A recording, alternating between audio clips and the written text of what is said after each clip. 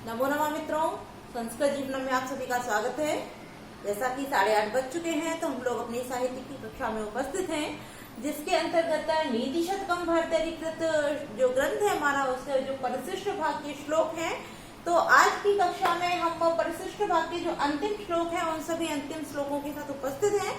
तो जो भी मित्र हमारे साथ लाइव जुड़ चुके हैं, सभी लोग वीडियो की लिंक को अपने दोस्तों के साथ शेयर कर दें, जिससे कि अधिक से अधिक लोग वीडियो के साथ लाइव जुड़े। तो आइए हम लोग हमारा जो क्योंकि कल की कक्षा तक हम लोगों ने परिशिष्ट भाग के कुल 15 श्लोकों का अध्ययन कर लिया था। तो आज जो अंतिम हमारे 4 श्लोक हैं इनको लेकर उपस्थित हैं।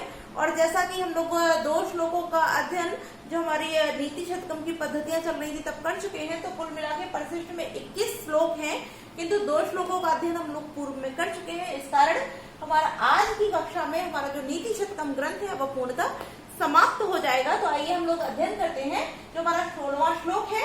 आइए वाचन करते हैं, फिर इसके अर्थ को जानते हैं। तो आप सभी लोग मेरे साथ दोहरा लीजिए। पातितोऽपि कराघातै रूपत्येव कंदुकः प्रायेण साधु वृत्तानाम अस्थान्यो विपत्तयः। अब इस श्लोक के माध्यम से भर्तृहरि जी बताना चाहते हैं कि जो साधु जन होते हैं, अर्थात तो साधुओं का व्यवहार करने वाले साधु जन होते हैं, अर्थात जो सज्जन वृत्ति को अपनाते हैं, तो जो सज्जन वृत्ति को अपनाते हैं वह साधु जन ही होते हैं। तो उनकी जो विपत्तियां होती हैं वह विपत्तियां भी अस्थायी होती हैं। अब वो किस प्रकार से अस्थायी होती हैं, आइए देखते हैं। यहाँ कितना अच्छा उदाहरण देते हुए भर्तृहरि जी कहते हैं कि पातितो अपि, पातितो माने गिराया जाता है, अपि माने भी, या गिराए जाने पर भी। कैसे? कराघातै, कर माने हाथ और आघातै माने प्रहार से, कि हाथों के प्रहार से गिराए जाने पर भी। अब यहाँ रूपत्य आप देख रहे हैं, रूपतति, तो रूपतति नहीं होगा, रा को विसर्ग हो जाएगा, फिर बचेगा उत्पतति। उत्पतति माने ऊपर की ओर उछलती, एवं माने ही है, कि ऊपर की ओर उछलती ही है। कंदुकः, कंदुक माने गेंद, कि गेंद को जब हाथ के आघात से नीचे की ओर गिराया जाता है, बलपूर्वक गिराया जाता है, फिर भी वह क्या करती है कि उत्पतति, ऊपर की ओर ही उछलती है। एवं माने ही, कि ऊपर की ओर उछलती ही है। जैसे कि आप छोटे छोटे बच्चों को गेंद खेलते हुए देखिए, और जैसे वो जमीन पर मारते हैं तो आपने देखा होगा कि जैसे ही आप हाथ के आघात से जमीन की ओर अर्थात गेंद को नीचे की ओर फेंकेंगे तो क्या होता है, नीचे भूमि पर लगते ही वह गेंद तुरंत ही ऊपर उछलती है। तो वही कह रहे हैं कि कंदुकः, गेंद को कर आघातै, हाथों के प्रहार से या हाथों के आघात से, पातितो अपि, गिराए जाने पर भी, उत्पतति एव, ऊपर की ओर ही उछलती है। प्रायेण, प्रायः, उसी प्रकार से, जिस प्रकार से गेंद उछलती है उसी प्रकार से, कि साधु वृत्ता नाम, साधुओं का व्यवहार करने वाले अर्थात तो सज्जन जन, जो सज्जन व्यक्ति होते हैं उनकी विपत्तयः, जो विपत्तियां होती हैं वह अस्थायिन्यो। हम माँ में हलंत करेंगे, जब संधि विच्छेद करेंगे तो क्या होगा, माँ में हलंत हो जाएगा, बचेगा आ, तो अस्थायिन्यो अर्थात अस्थायी होती हैं। कहने का भाव है यदि जो सज्जन व्यक्ति होते हैं उनके ऊपर कोई विपत्ति आ जाती है, कोई संकट आ जाता है, तो ऐसा नहीं है कि वह उस संकट से घबरा जाए। वह प्रयत्न करते हैं, अपना कार्य करते हैं, और क्या करते हैं, जिस प्रकार से कंदुक को हम नीचे की ओर धकेलते हैं किंतु वह गेंद उतनी ही शीघ्रता से ऊपर की ओर उछलती है, उसी प्रकार से शीघ्र जो सज्जन व्यक्ति होते हैं इनकी विपत्तियां भी अस्थायी होती हैं, अर्थात यह अपनी विपत्तियों से बाहर निकल आते हैं। अर्थ स्पष्ट हो गया? पुनः देख लेते हैं कि कंदुक, गेंद को हाथ के प्रहार से नीचे की ओर गिराने पर भी, पातितो अपि अर्थात गिराने पर भी, उपतति एव, ऊपर की ओर उछलती ही है। प्रायेण, उसी प्रकार से, साधु वृत्ता नाम, सज्जनों की विपत्तयः, जो विपत्तियां होती हैं, संकट होते हैं, वह भी अस्थायिन्यो, अस्थायी होते हैं। तो इस प्रकार से हमारे यहाँ पर जो अर्थ है वह स्पष्ट हो गया है। अब हम यहाँ बात करें यदि प्रश्नों की, तो अन्य प्रश्न नहीं, एक ही प्रश्न हमारा बनता है कि जो जो साधु नीति शतकम ग्रंथ के अनुसार जो साधुओं की विपत्तियां होती हैं वह कैसी होती हैं, तो वहां आपको मिलेगा स्थायी होती हैं, अस्थायी होती हैं या चिरकालीन होती हैं। तो आप क्या लगाएंगे वहां पे, अस्थायी अर्थात अस्थायी होती है। ठीक है, तो एक ही प्रश्न बनता है, अन्य प्रश्न नहीं बनेगा। तो आइए अब देख लेते हैं इसकी व्याकरणिक टिप्पणियां। तो सबसे पहले यहाँ पर जो लिखा है पातितो शब्द, तो पातिता नहीं अर्थात पतिता हो जाएगा, तो पातितो धन अपि। तो यहाँ पर जो हमारी संधि है, कौन सी संधि हो जाएगी, विसर्ग संधि हो जाती है। और पातिता शब्द जो पतति शब्द है उसकी निष्पत्ति भी देख लेते हैं। पत के साथ जब णिच और णिच के साथ जब हम कित प्रत्यय का विधान करते हैं तो हमारा पतिता शब्द निष्पन्न हो जाता है। आगे लिखा हुआ है कराघातई, कर धन आघातई, कराघातई, दीर्घ स्वर संधि हो जाती है। किंतु यदि हम यहाँ पर आघात जो शब्द है उसकी बात करें तो इसमें आ उपसर्ग है, अन धातु है और घय प्रत्यय, कौन सा प्रत्यय है, घय। घय प्रत्यय के विधान से यहाँ आघात शब्द हो जाएगा और सुआदि की उत्पत्ति करके जब तृतीय बहुवचन में करेंगे तो आघाती शब्द हमारा बन जाता है। ठीक है, फिर उपतति धन एव, तब यहाँ पर हमारी यड़ संधि हो जाएगी इको यड़ची सूत्र से। साधु वृत्ता नाम धन आय स्थान्यो मो अनुस्वार सूत्र से अनुस्वार संधि हो जाती है।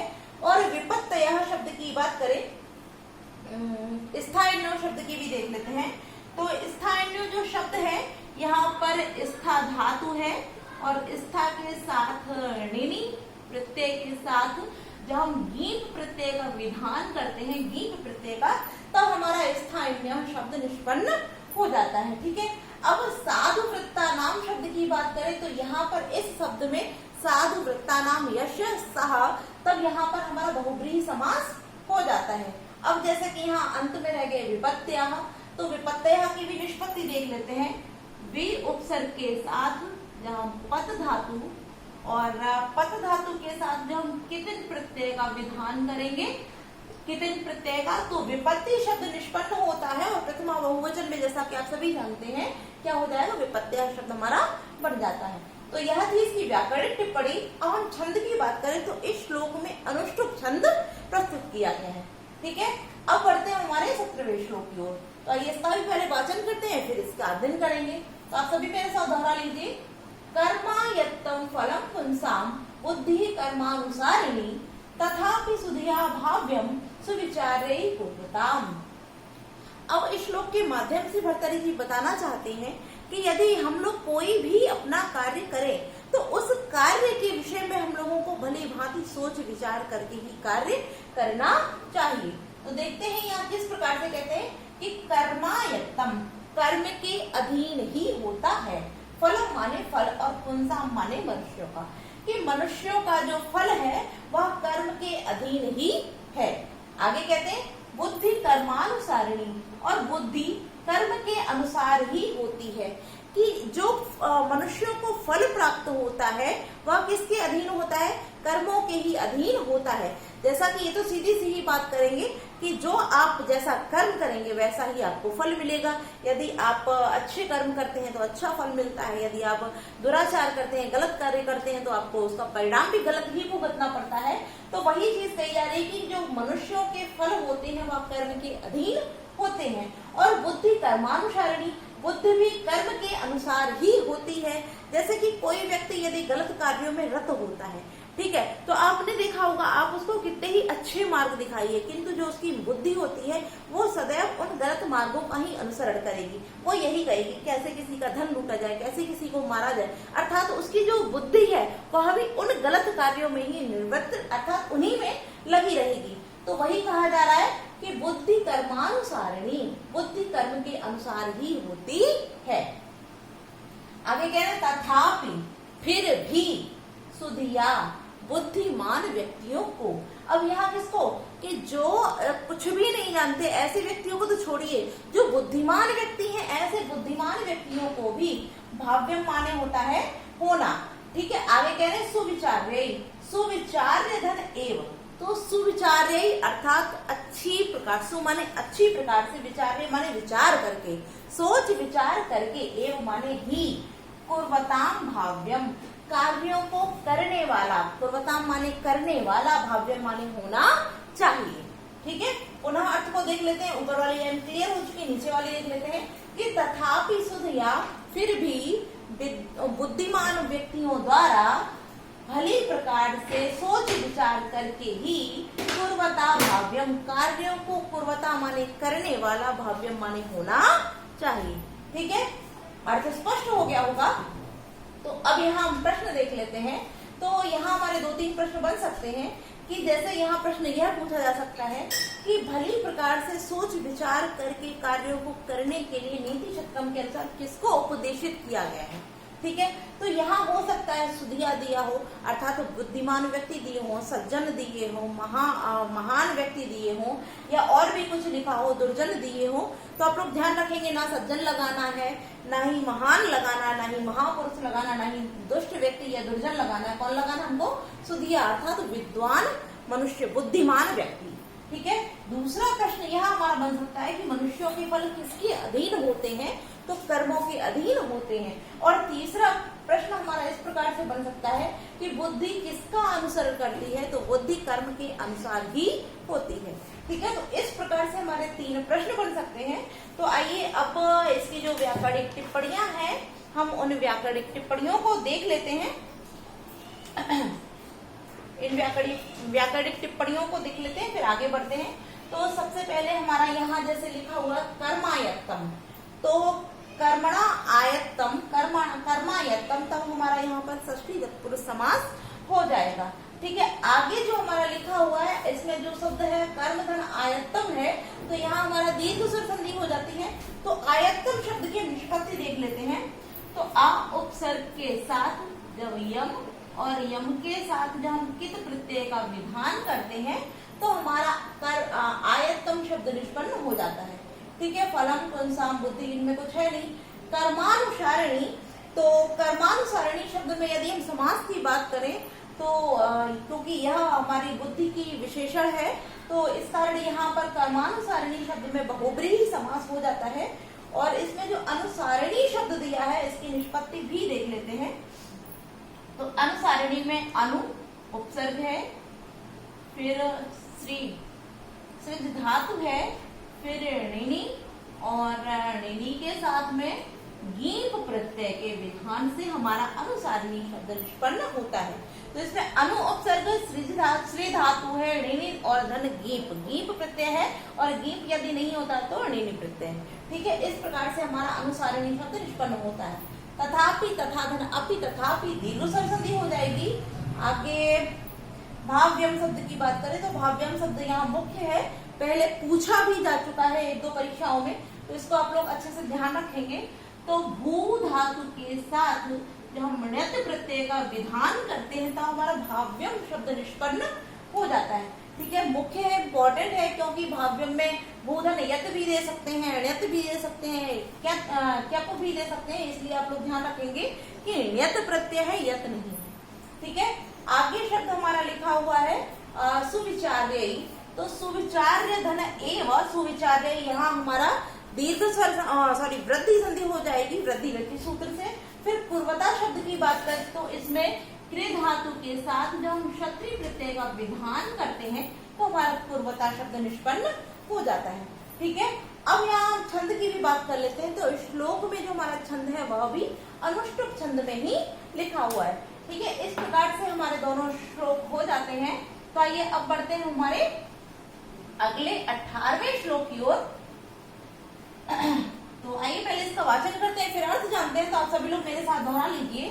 पत्रम नैव यदा करीर विटपे दोषो वसन्तस्य किम नो लूकोऽप्यवलोकयते यदि दिवा सूर्यस्य किम दूषणम् धारा नैव पतन्ति चातक मुखे मेघस्य किम दूषणम् यत् पूर्वं विधिना ललाट लिखितं तन्मार्जितुं कः क्षमः।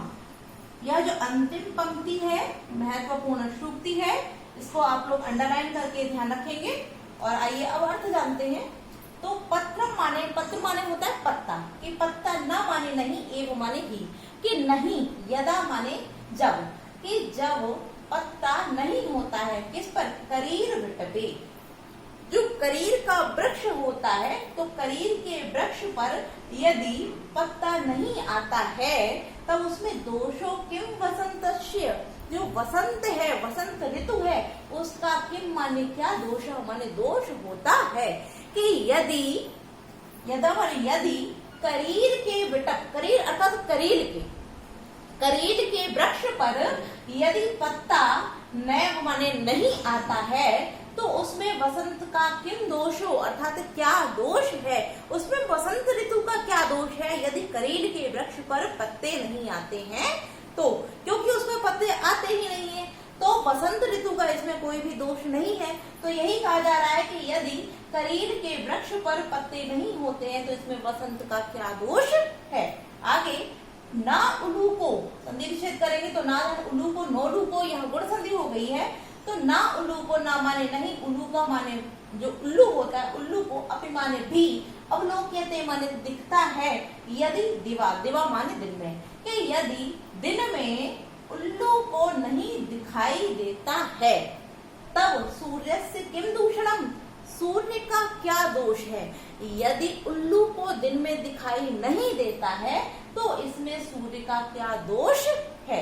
आगे देखते हैं कि धारा नैव पतंति चातक मुखे, धारा, अब किसकी धारा, यदि बरसात होती है, जब बारिश होती है तो बरसात की जो बूंदें होती हैं, धाराएं होती हैं अर्थात बूंदें, ना माने नहीं एवं माने भी, कि नहीं पतंती माने गिरती हैं, इसमें चातक मुखे, यदि पपीहे के मुख में बारिश की बरसात की बूंदें नहीं गिरती हैं तो इसमें मेघस्य किम दूषणम, इस बादल का क्या दोष है, अर्थात तब इस बादल का क्या दोष है कि जो बरस रहा है किंतु फिर भी उस मेघ की जो जल की बूंदें हैं वो उस पपीहे के मुख में यदि नहीं जा रही हैं तब इसमें मेघ का क्या दोष है।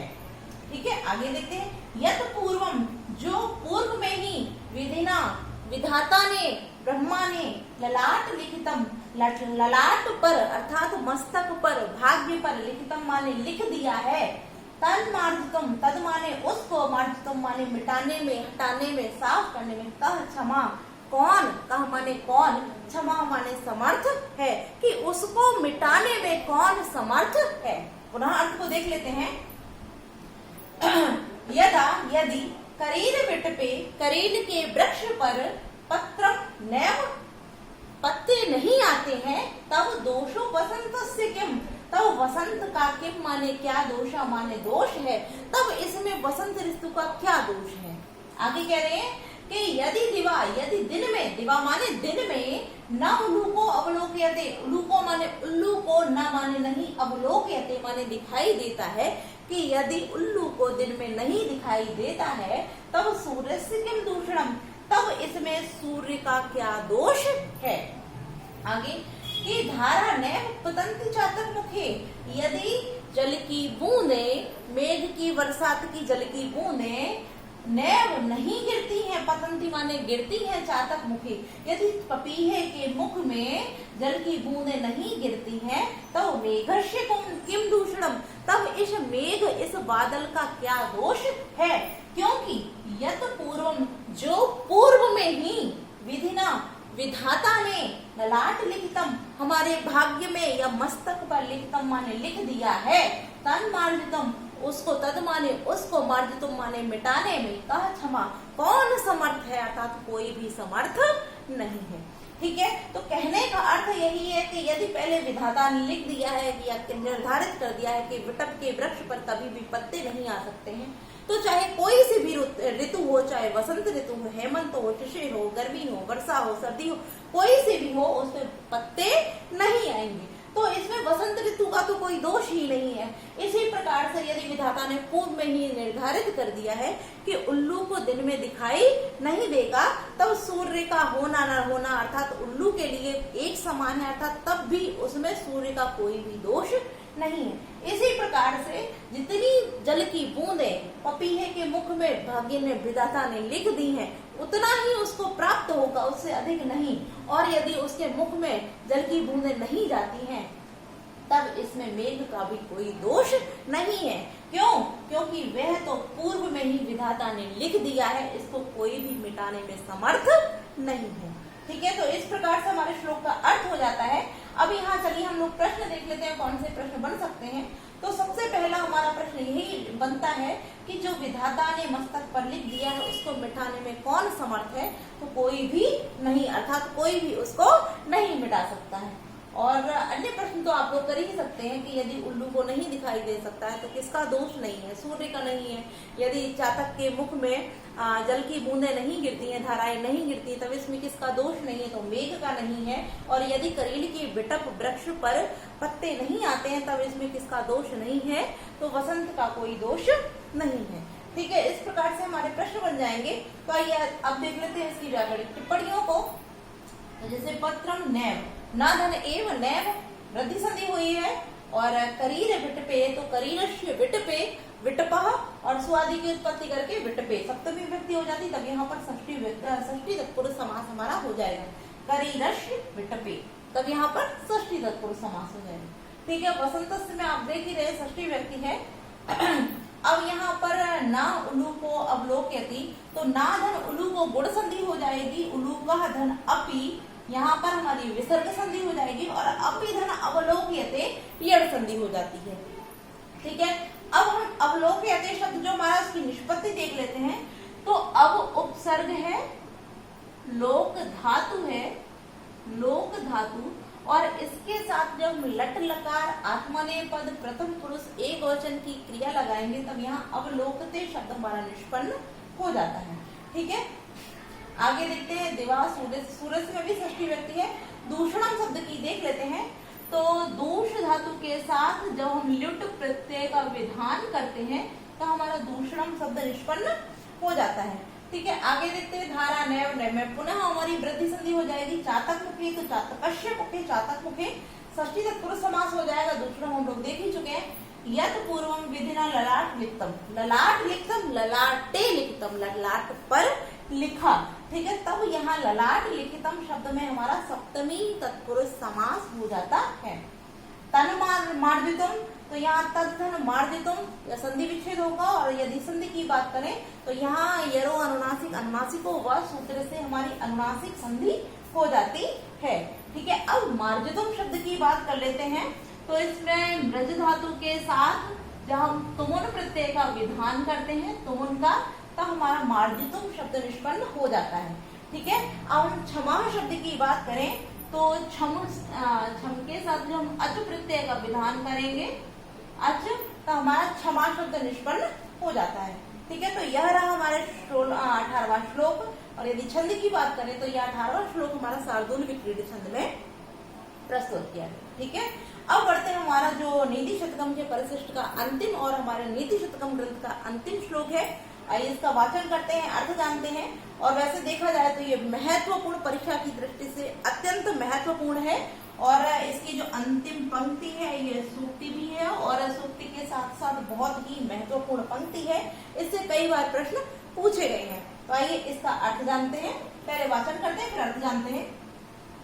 याम चिंतयामि सततम मयि सा विरक्ता सा प्यन्यमिच्छति जनम सा जनो अन्यसक्तः अस्मत्कृते च परितुष्यति काचिदन्या धिक्तां च धिक्तं च मदनं च इमां च मां च। अब इस श्लोक के माध्यम से जो भर्तृहरि जी हैं वह किस किस प्रकार से किन किन लोगों के लिए धिक्कार कर रहे हैं, तो ये देखते हैं। यहाँ लिखा हुआ सबसे पहले याम, याम माने जिस स्त्री, याम अर्थात स्त्रीलिंग के लिए प्रयुक्त, जैसे आप देख रहे हैं याम तो स्त्रीलिंग में है, तो याम माने जिस स्त्री के प्रति। चिंतयामी सततम, ये सततम माने निरंतर, चिंतयामी माने सोचता हूँ या विचार करता हूँ, कि जिस स्त्री के प्रति मैं सततम माने निरंतर विचार करता रहता हूँ या सोचता रहता हूँ। मयि सा विरक्ता, सा माने वह कौन? याम, अर्थात यह जो स्त्री है जिसके विषय में मैं निरंतर सोचता रहता हूँ, विचार करता रहता हूँ, यह स्त्री मई माने मेरे प्रति, विरक्ता माने विरक्त है। अर्थात मैं जिससे प्रेम करता हूँ, जिसके विषय में 24 घंटे सोचता हूँ, निरंतर उसी की बातों को सोचता रहता हूँ, वह स्त्री मेरे प्रति विरक्त है, अर्थात वह मुझसे प्रेम नहीं करती है। आगे कहते हैं कि सा अपि अन्यम इच्छति, सा माने वह। अब वह कौन सी, यह स्त्री जिसके प्रति मैं प्रेम करता हूँ। तो सा आप देखो स्त्रीलिंग में ही है कि सा माने वह, अपि माने भी, अन्य माने अन्य के प्रति, इच्छति माने इच्छित है अर्थात वह किसी दूसरे, और आगे लिखा है जन्म, कि जन्म माने पुरुष को, कि सा माने वह स्त्री भी, अन्य माने दूसरे, जन्म माने मनुष्य को या पुरुष को, इच्छति माने इच्छा करती है अर्थात प्रेम करती है, कि वह स्त्री भी अन्य दूसरे मनुष्य को या पुरुष से प्रेम करती है, कि मैं जिस स्त्री के प्रति आसक्त हूँ वह क्या करती है, मैं जिस स्त्री के प्रति 24 घंटे सोचता रहता हूँ, उससे प्रेम करता हूँ, वह मेरे प्रति नहीं, वह मेरे प्रति विरक्त है और किसी दूसरे प्रति, वह भी दूसरे मनुष्य, दूसरे पुरुष के प्रति प्रेम करती है, इच्छा करती है, तात्पर्य उसके प्रेम करती है। फिर सजनो, और वह जन भी, वह जन कौन, यह जन जिससे वह स्त्री प्रेम करती है, वह पुरुष भी अन्य सकता, अन्य के प्रति आसक्त है, अर्थात जिससे मैं प्रेम करता हूँ वह किसी अन्य पुरुष के प्रति आसक्त है, और वह पुरुष भी किसी अन्य स्त्री के प्रति आसक्त है, कि सहजना, वह पुरुष भी अन्य सकता, किसी दूसरी स्त्री के प्रति शक्त माने आसक्त है। आगे कहते हैं कि अस्मत् कृते, और मेरे प्रति भी, काचिदन्या, काचिद माने कोई, अन्य माने अन्य स्त्री, कि मेरे प्रति भी कोई अन्य स्त्री परितुष्यति, अर्थात प्रेम पूर्ण व्यवहार करना चाहती है, तात्पर्य कि प्रेम के लिए लालायत है अर्थात प्रेमाकुल है, कि कोई अन्य स्त्री अस्मत् कृते मेरे प्रति भी परितुष्यते माने प्रेमाकुल है। अब देखिए ये क्या कह रहे हैं कि जिसके प्रति मैं अर्थात जिसके विषय में निरंतर मैं सोचता रहता हूँ, तात्पर्य मैं जिससे प्रेम करता हूँ वह मेरे प्रति विरक्त है, और वह किसी अन्य पुरुष के प्रति इच्छित है अर्थात किसी अन्य पुरुष से प्रेम करती है, और वह अन्य पुरुष भी किसी अन्य स्त्री से प्रेम करता है अर्थात किसी अन्य स्त्री के प्रति आसक्त है, और वह अन्य जो है, कोई अन्य जो स्त्री है वह मेरे लिए क्या है, प्रेमाकुल है अर्थात प्रेम से व्याकुल है।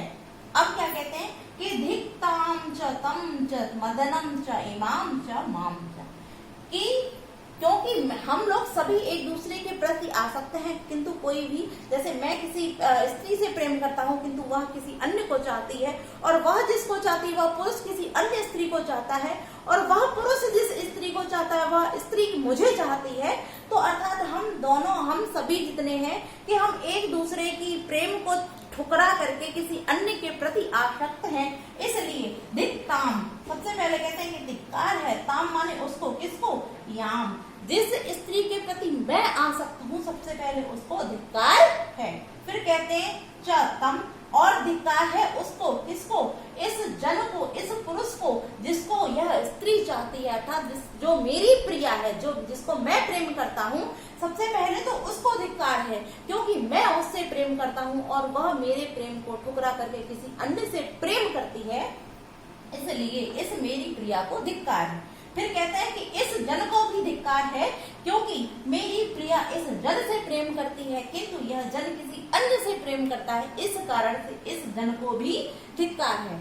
फिर कहते हैं कि चा मदनम, और मदन अर्थात कामदेव को भी धिक्कार है। क्यों धिक्कार है? क्योंकि कामदेव ने ही हमारे अंदर ऐसे भाव उत्पन्न किए हैं जिससे कि हम जिससे प्रेम करते हैं वह हमारे प्रति आसक्त न होकर किसी अन्य के प्रति आसक्त है, इस कारण इस कामदेव को भी धिक्कार है।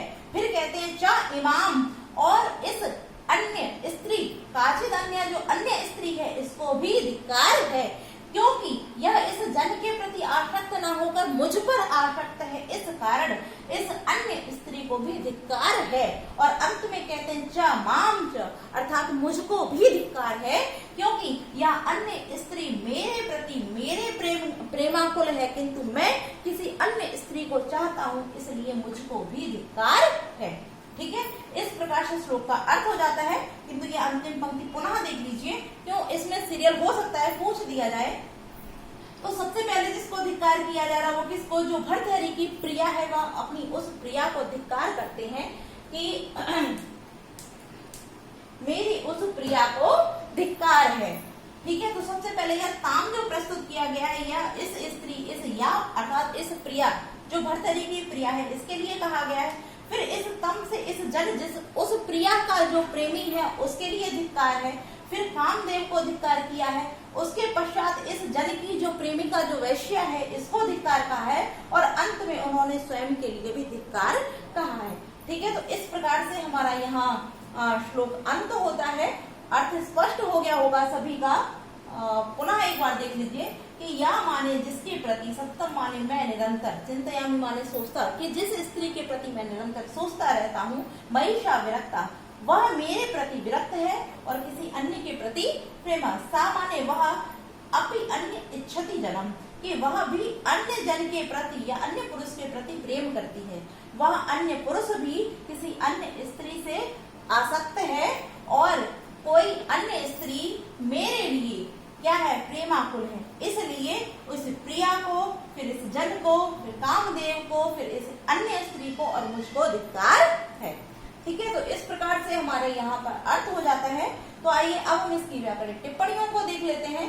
तो जैसा कि सबसे पहले आप देखते हैं, चिंतयामि, आप देखिए ना, उत्तम पुरुष एक वचन में यहाँ क्रिया प्रस्तुत की गई है।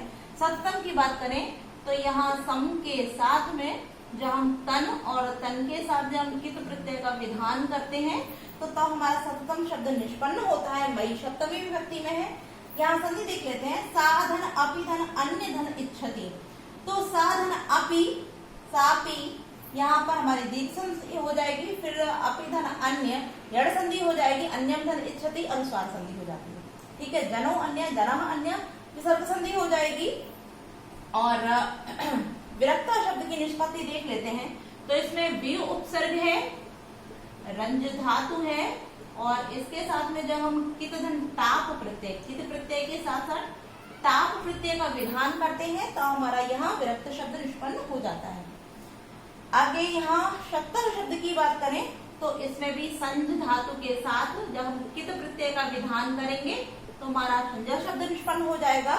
और अंतिम जैसे आप देख रहे हैं, ताम, तम, मदनम, इमाम, माम, इन सभी में द्वितीय व्यक्ति है। तो हमारा जो उभस सर्वस्व कार्याधिक उपर्यादिषु त्रिषु द्वितीय आम्रेड तांतेषु ततो अन्यत्रपि दृश्यते, जो सूत्र है उस सूत्र से यहाँ पर इस अंतिम पंक्ति में हमारी जो भी जितने भी द्वितीय में प्रयुक्त हुए हैं सभी में द्वितीय व्यक्ति हो जाती है। तो इन्हीं शब्दों के साथ आज विराम करते हैं। कक्षा कैसी लगी कमेंट करके अवश्य बताएं। और यही हमारा नीति शतकम ग्रंथ है जो पूर्णतः समाप्त होता है। तो कल से हम लोग, आप लोग कमेंट करके अवश्य बताइए कि अगला ग्रंथ हम किसका अध्ययन करें, और बाकी की अगली कक्षा आप सभी को